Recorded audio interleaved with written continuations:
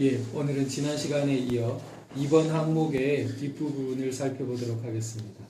이번 항목의 뒷부분은 매매계약의 조문의 뒷부분을 해설하는 것인데요.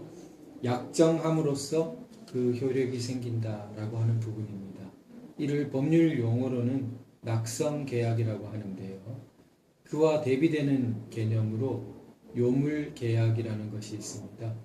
요물계약이라고 하는 것은 단지 의사가 합치하는 것만으로서는 계약의 효력이 발생하지 않고 어떤 현실적인 행위라든지 물건의 교부라든지 이런 것이 이루어져야 계약이 현실적으로 효력을 발생하는 것을 말합니다.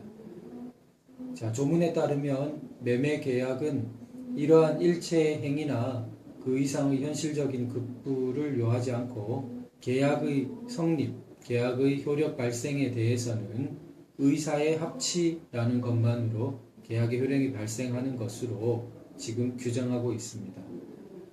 민법이 규정하고 있는 전형적인 계약들 중에 대부분은 이러한 낙성 계약으로 정리하고 있습니다.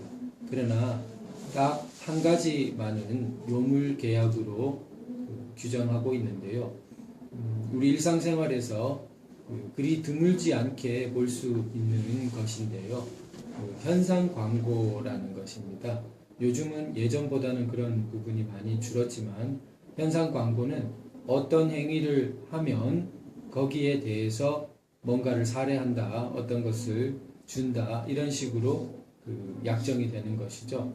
그러면 어떤 사람이 실제로 그 광고를 보고 요청된 행위를 했을 때 그때 그 계약의 효력은 발생하는 것으로 그렇게 조문이 규정되어 있습니다. 따라서 현상 광고의 경우에는 광고를 하는 그 자체만으로는 계약의 효력이 발생하지 않는 것이고 그 광고에 이렇게 정해져 있는 행위를 한 사람, 그 행위를 했을 때 그때 그 계약의 효력이 발생한다고 볼 수 있겠죠. 그러면 매매는 낙성 계약이고 그리고 현상 광고는 요물 계약이라는 식으로 이제 두 가지를 구분할 수 있겠고요. 또 다른 측면에서 이 낙성 계약을 살펴볼 때 아무런 특정한 방식을 요하지 않는다는 점을 또 지적하고 있습니다. 이를 특정한 방식을 요하는 요식 계약이라는 개념과 구분할 수 있겠는데요.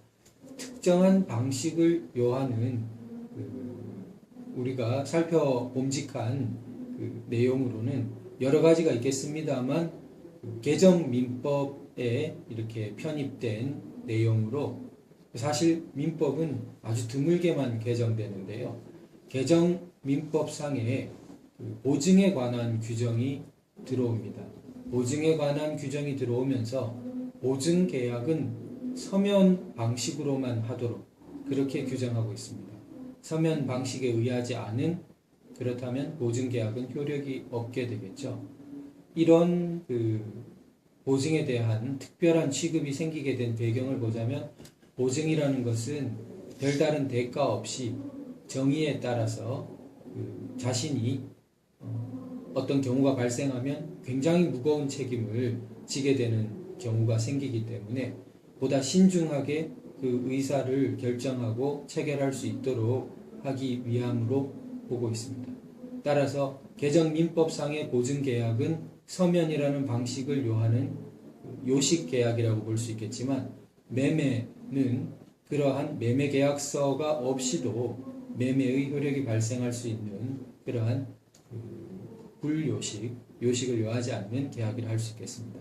마지막으로 비록 계약의 효력 발생에 특별한 서식이라든지 방식을 요하지 않는다고 하더라도 구두로 된 것은 어떤 증거라든지 이런 부분이 남지 않기 때문에 실제로 법적 분쟁이 발생했을 때는 상대방이 순순히 어떤 내용을 자인하고 인정하지 않는 한 서식이 있거나 어떤 증거가 있는 것과는 입증 정도에 있어서 큰 차이가 있겠죠. 사실상 법적 분쟁의 해결에서는 굉장히 곤란한 경우가 많을 것입니다.